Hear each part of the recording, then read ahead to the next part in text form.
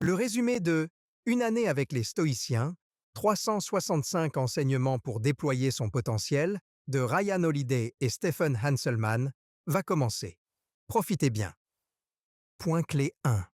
Cultiver la conscience à l'intérieur et autour de soi. La plupart d'entre nous ont une perception quelque peu absurde de la philosophie.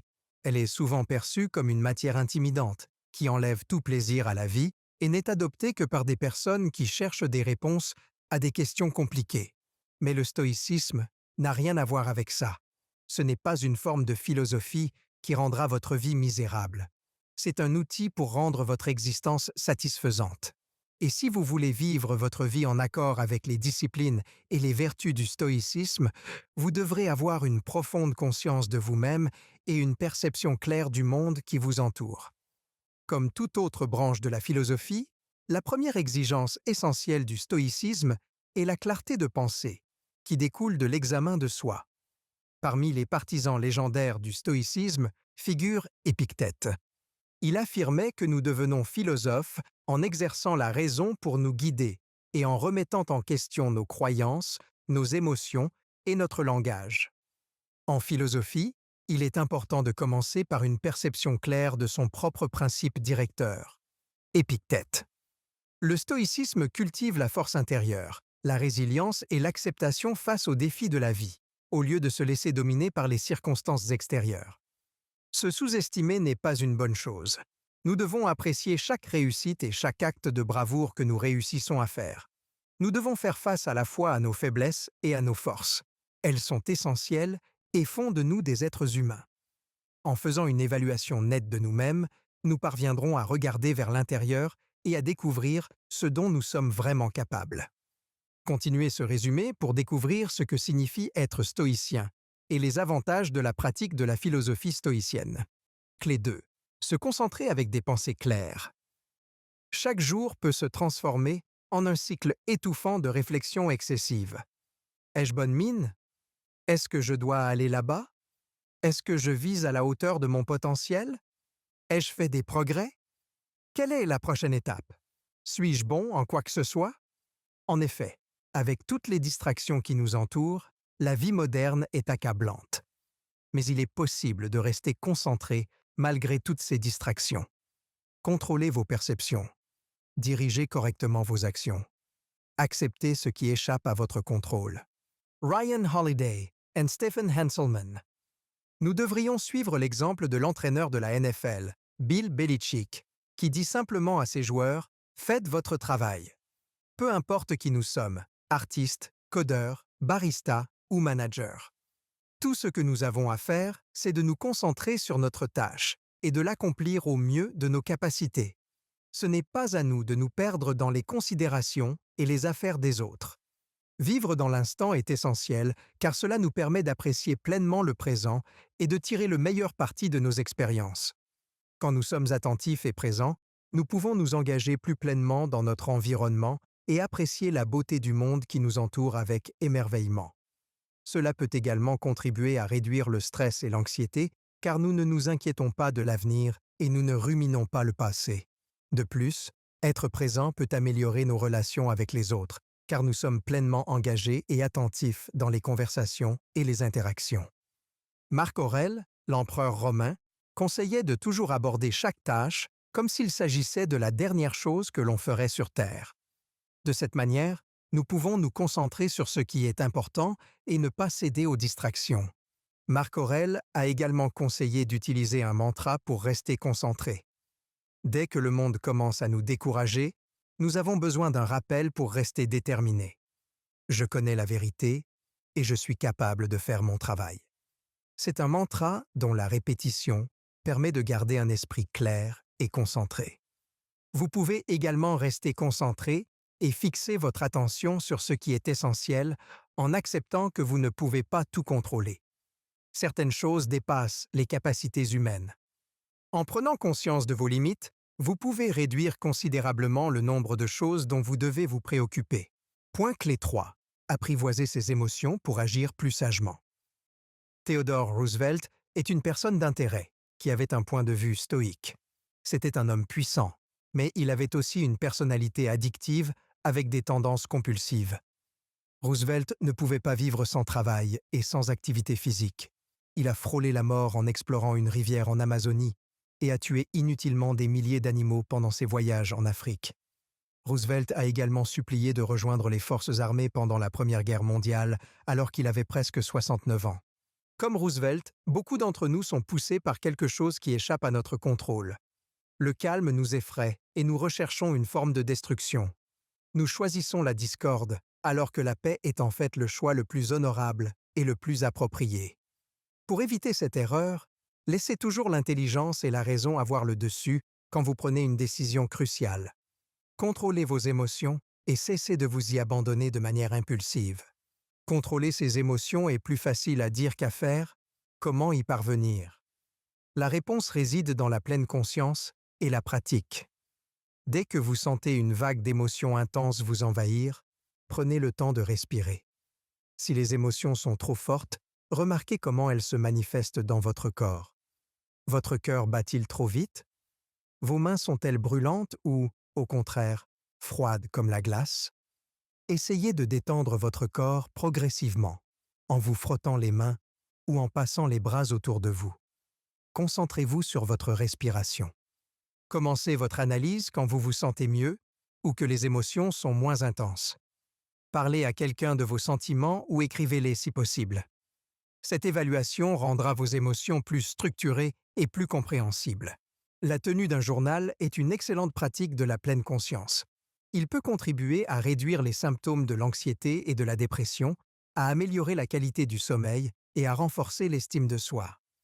Il peut également constituer une forme de soin de soi et un moyen de suivre son évolution personnelle. Le fait d'être à l'écoute de vos sentiments vous procurera un sentiment de stabilité et de clarté. Naturellement, nous autres humains avons tendance à céder à nos émotions. Cependant, en tant que stoïcien, vous devez apprendre à contrôler vos émotions et à ne pas les laisser obscurcir votre jugement. Point clé 4. Être conscient des biais cognitifs pour conserver un raisonnement clair.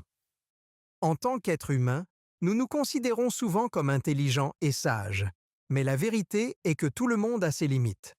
Il existe des choses que notre esprit ne peut même pas appréhender. Les stoïciens sont conscients de ce fait, et il est clair que la clé pour nous améliorer et vivre une vie meilleure est d'être conscient de nos biais cognitifs et de rester humble. L'esprit humain est une créature magnifique. Il peut se forger une conviction en une seconde. Nous nous forgeons souvent des opinions en un clin d'œil. Parfois, elles sont fondées sur des années de connaissances et d'expérience. D'autres fois, elles peuvent être totalement irrationnelles. C'est là que les préjugés et les stéréotypes entrent en scène. Cette tendance est un défaut de la condition humaine. Prendre le temps d'analyser nos pensées nous rend plus attentifs. Posez-vous des questions comme « La situation est-elle si grave ?» ou « Pourquoi mes sentiments sont-ils si intenses ?» Cette conversation intérieure mettra à l'épreuve vos instincts et vos hypothèses formées à la hâte, ce qui vous amènera à reconsidérer vos décisions. Une meilleure prise de conscience vous aide à lutter contre les opinions biaisées et vous empêchera d'agir de manière impulsive. Vivre de manière stoïque peut vous apporter beaucoup de plaisir. Mais pour y parvenir, vous devez remarquer et éliminer les habitudes destructrices qui pourraient être ancrées dans votre esprit. La prise de conscience des pensées néfastes est la première étape vers la création d'un état d'esprit positif. Marc Aurèle, ardent défenseur de la pleine conscience, encourageait ses élèves à observer leurs pensées et leurs origines. Il conseillait de se poser les questions suivantes pour améliorer la conscience de soi. 1. D'où vient cette pensée? 2. Mes pensées sont-elles biaisées? 3. Leur nature est-elle constructive ou destructive? 4. Me poussent-elles à faire quelque chose que je regretterai plus tard? Identifiez les schémas de fonctionnement de votre cerveau et comprenez ce qui vous pousse à agir. La pleine conscience est l'une des étapes essentielles sur la voie d'une vie plus heureuse et plus épanouie. Elle vous permettra d'améliorer votre connaissance de vous-même et vous montrera quelles habitudes vous devez abandonner et quelles pratiques vous devez cultiver. Vous vous libérerez de schémas destructeurs, les remplacerez par de meilleures habitudes et trouverez plus de plaisir dans votre vie.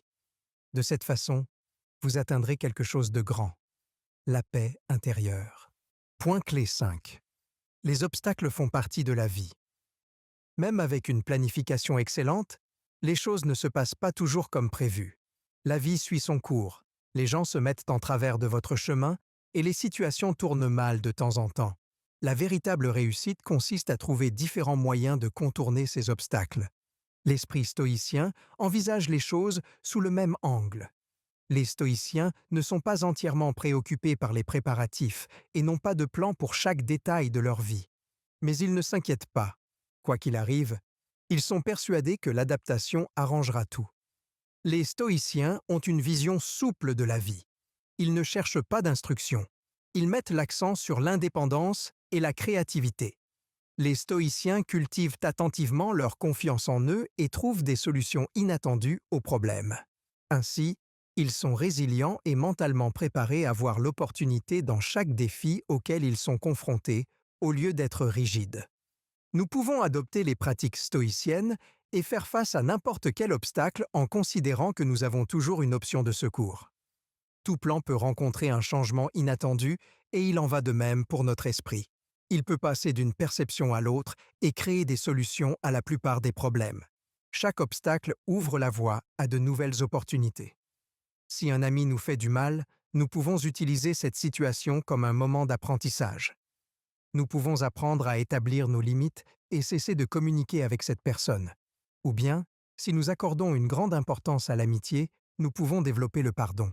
Si notre travail disparaît de notre ordinateur portable à cause d'un problème technique, nous pouvons en profiter pour développer nos compétences en matière de communication, car il faut expliquer à votre patron où est passé votre travail. Vous pouvez également en profiter pour créer une nouvelle version améliorée du travail qui a disparu. En plus d'avoir une vision flexible de la vie, les stoïciens savent quand persévérer et quand abandonner. S'ils remarquent que quelque chose ne fonctionne pas, ils laissent tomber au lieu de s'acharner de manière extrême jusqu'à réussir. Vos décisions n'ont pas besoin d'être définitives. Vous pouvez toujours changer d'avis si vous trouvez une voie plus intéressante. Bien sûr, avoir une perspective flexible n'est pas une excuse pour être paresseux ou irresponsable. Il faut du courage pour décider de changer et de faire les choses différemment. Il faut aussi de la discipline et de la conscience pour savoir que le sentiment de « oh mais ça, c'est encore mieux » est une tentation à laquelle il ne faut pas céder indéfiniment. Point clé 6. Acceptez le destin et laissez-le vous motiver. Imaginez une situation dans laquelle il vous est arrivé quelque chose de désagréable. Vous pouvez changer une chose, l'événement passé ou la perception que vous en avez. Qu'est-ce qui serait le plus facile? La réponse est claire. Vous avez le pouvoir d'accepter les choses qui se sont produites et d'abandonner les regrets. Dans le stoïcisme, cette pratique est appelée l'art de l'acceptation. L'acceptation remplace la lutte contre les choses qui n'ont pas d'importance. Les stoïciens expérimentés vont encore plus loin. Ils ne se contentent pas d'accepter les événements. Ils y trouvent aussi de la joie, quoi qu'il arrive. Amor fati, disent-ils, ce qui signifie aimer son destin. C'est un concept philosophique qui encourage les individus à accepter leur destin à bras ouverts plutôt que de lui en vouloir.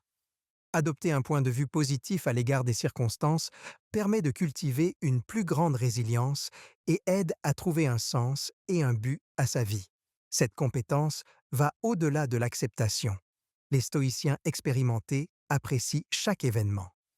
Les stoïciens adaptent leurs désirs aux circonstances, plutôt que de souhaiter changer les événements et faire en sorte que les choses se passent comme ils le souhaitent. Aucun d'entre nous n'a son mot à dire sur l'issue de tout ce qu'il fait. Peu importe les efforts que vous déployez dans une idée, le destin et la chance influencent votre vie à leur manière. La seule chose que vous puissiez faire est de l'accepter. Croire en une puissance supérieure, au sens propre du terme, c'est s'accorder avec l'univers et se débarrasser de l'état d'esprit toxique dont nous sommes le centre. Vous n'êtes pas obligé de penser qu'une puissance supérieure contrôle tout dans l'univers. Mais vous devez cesser de croire que vous pouvez tout contrôler. Changer ce mode de pensée vous simplifiera la vie et vous rendra plus heureux. Vous abandonnerez une des addictions les plus puissantes au monde, le contrôle. Cependant, l'acceptation du destin ne doit pas être confondue avec la passivité, ni considérée comme une excuse pour vivre dans l'apathie. Le saviez-vous? À 39 ans, Franklin D. Roosevelt a découvert qu'il était atteint d'une maladie, la poliomyélite. Bien qu'il ait connu de nombreuses difficultés et qu'il aurait pu succomber à une mentalité de victimisation, il a décidé de rester fort et de poursuivre ses ambitions. Il a ensuite été élu en tant que président des États-Unis 4 fois. Point clé 7. Embrasser le pouvoir de la mortalité sans détresse. Dans la vie, toutes les choses et toutes les personnes ont une fin. En tant que disciples du stoïcisme, nous devons accepter que la mort est la fin du voyage pour nous tous, plutôt que de la mépriser ou d'en avoir peur. Bien sûr, nous ne sommes pas obligés de vivre notre vie en pensant et en nous inquiétant de la mort, mais nous ne devrions jamais oublier qu'elle est inévitable. La mort est notre compagne de tous les instants, tapie dans un coin et prête à frapper.